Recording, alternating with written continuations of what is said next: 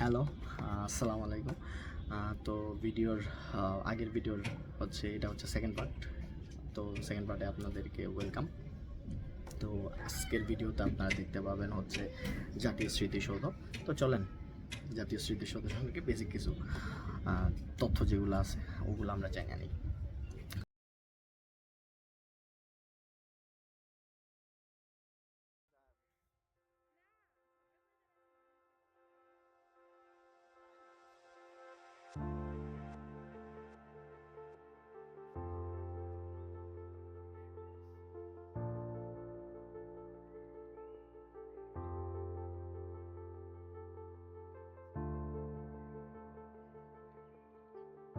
তো জাতীয় স্মৃতিসৌধ মূলত আমাদের মুক্তিযুদ্ধে যারা শহীদ হয়েছিল তাদের তাদের স্মৃতিতে বানানো হয়েছে।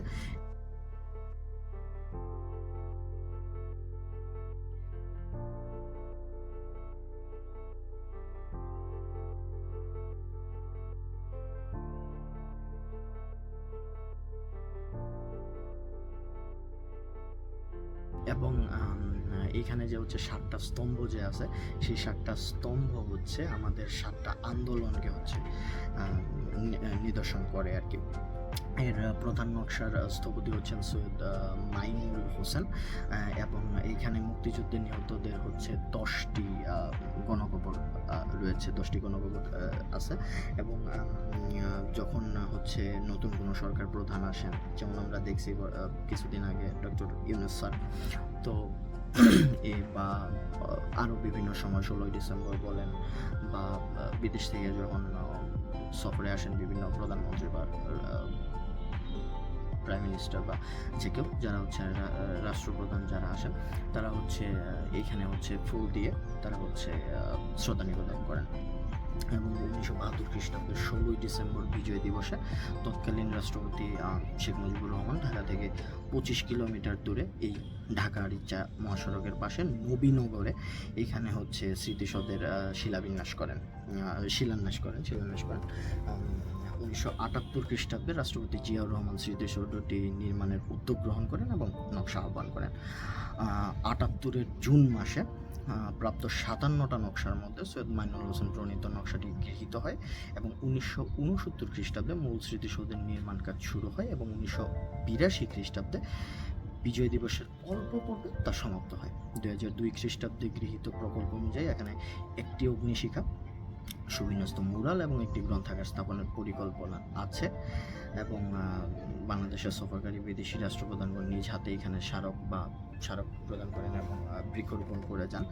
তো